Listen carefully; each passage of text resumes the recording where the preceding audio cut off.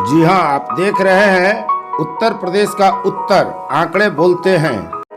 उत्तर प्रदेश का उत्तर fourth views Uttar Pradesh के प्रश्नों का उत्तर तलाशने में जुटा हुआ है।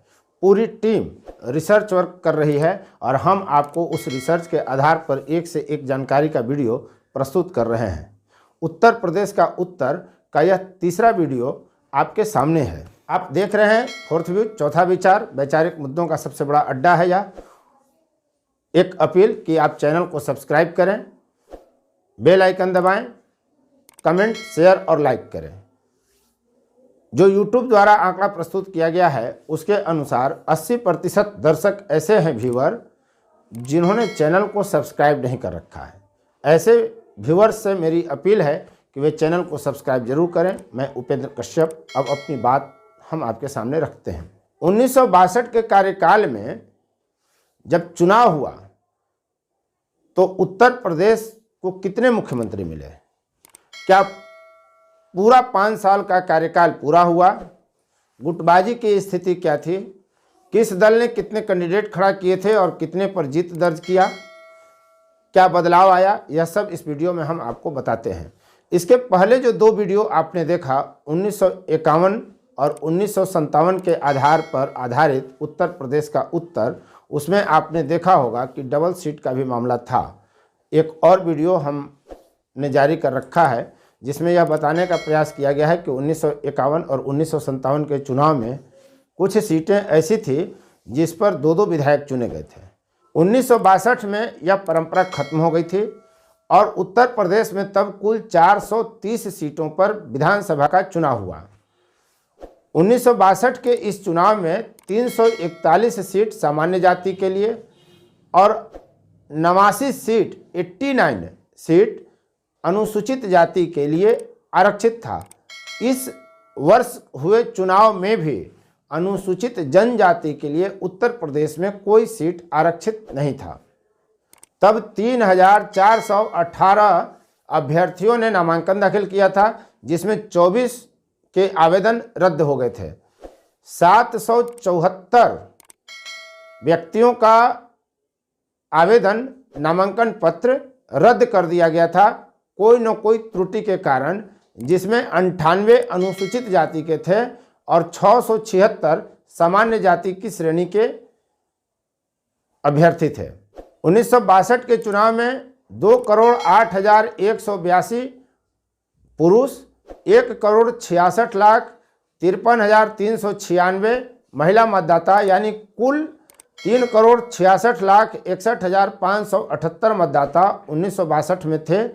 कुल मतदान 1,88,59,667 हुआ जिसमें 1,22,61,740 पुरुष और 65,97,927 महिला मतदाता शामिल थे। तब कुल 51.44% मतदान हुआ था। और मतपत्र कितने रद्द हुए थे यह जानकर आप चौंक जाएंगे।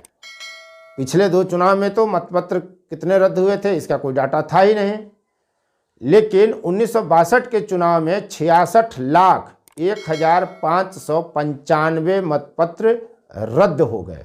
कोई न कोई त्रुटि उसमें पाई गई और यह रद्द मतपत्रों की संख्या मतदान की अपेक्षा 35% थी। तब उत्तर प्रदेश में कुल 39,121 मतदान केंद्र बनाए गए थे और 937 मतदाता औसतन प्रत्येक बूथ पर जुड़े हुए थे जिन्होंने मताधिकार का इस्तेमाल किया। 1962 के चुनाव में महिलाओं की स्थिति का डाटा हमारे सामने आता है। उसके पहले के डाटा में महिलाओं की संख्या शामिल न थी। जो डाटा एनालिसिस में मिला है उसके मुताबिक 430 सीटों पर मात्र 61 महिला प्रत्याशी 1962 के चुनाव में मैदान में थीं, जिसमें 20 महिला प्रत्याशी जीते थे। तब 2,559 पुरुष प्रत्याशी थे जिसमें 410 जीते। अब किस पार्टी ने कितनी सीटें जीती एक नज़र में आप यह जान लें। तब 429 सीटों पर अपने प्रत्याशी खड़ा करने वाली कांग्रेस प्रचंड बहुमत में आई और उसे 249 सीट मिले, जबकि कांग्रेस में गुटबाजी इसके पहले से ही शुरू हो चुकी थी। तब भी उसे 249 सीट फुल मेजॉरिटी उसको हासिल हुई। जनसंघ जो 51 से संघर्ष कर रही थी 1951 के चुनाव से, भारतीय जनसंघ, उसने 377 सीटों पर अपने प्रत्याशी खड़ा किया और उसे 49 सीटों पर जीतने में सफलता मिली, कामयाबी मिली। यह इस तीसरे चुनाव तक जनसंघ का सबसे बेहतर प्रदर्शन था। प्रजा सोशलिस्ट पार्टी तब 288 सीटों पर चुनाव लड़ी थी, जिसमें 38 सीटों पर उसने विजय पताका फहराया। सोशलिस्ट 273 सीट पर थे, जिसमें 24 सीटों पर उसने जीत हासिल की। स्वतंत्र पार्टी 167 सीट में 15, सीपीआई 147 में 14 और निर्दलीय 702 प्रत्याशियों में 31 पर जीत हासिल करने में सफल रहे। 1962 के चुनाव में गुटबाजी कांग्रेस में होती रही। 1962 से पहले जो गुटबाजी शुरू हुई थी वह इस चुनाव में भी दिखी और चुनाव के बाद भी थमी नहीं। चंद्रभानु गुप्ता को चुनाव के बाद मुख्यमंत्री बनाया गया। वे 7 दिसंबर 1960 से मुख्यमंत्री थे। 14 मार्च 1962 तक, यानी मतदान की प्रक्रिया पूर्ण होने और घोषणा होने तक मुख्यमंत्री थे। जब कांग्रेस बहुमत में आई तो पुनः चंद्रभानु गुप्ता को उसने मुख्यमंत्री बनाया। वे 14 मार्च 1962 से 1 अक्टूबर 1963 तक मात्र मुख्यमंत्री की कुर्सी पर रहे। गुटबाजी के कारण उन्हें फिर हटा दिया गया और सुचेता कृपलानी को 2 अक्टूबर 1963 को मुख्यमंत्री की शपथ दिलाई गई। वे 13 मार्च 1967 तक, यानी अगले चुनाव तक मुख्यमंत्री रही।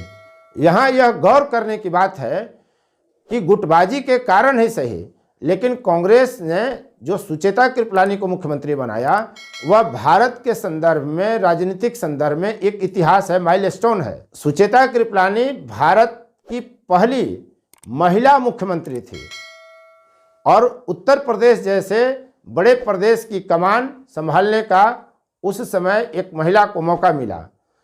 सुचेता कृपलानी के नाम यह रिकॉर्ड बना और वह रिकॉर्ड स्वाभाविक है कि टूटने नहीं है, चूंकि पहली मुख्यमंत्री महिला थी।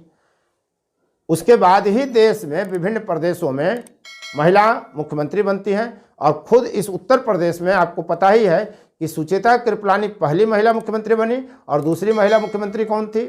आप देखते रहिए फोर्थ व्यूज, सब कुछ आपको स्पष्ट पूरे डाटा एनालिसिस के साथ जानकारी इस चैनल पर आपको मिलता रहेगा। आप देख रहे थे फोर्थ व्यूज, चौथा विचार। उम्मीद करता हूं अपने चैनल को सब्सक्राइब किया होगा। उत्तर प्रदेश बोल रहा है और उत्तर प्रदेश का उत्तर जानने के लिए आप देखते रहिए फोर्थ व्यूज। धन्यवाद। फोर्थ व्यूज, चौथा विचार।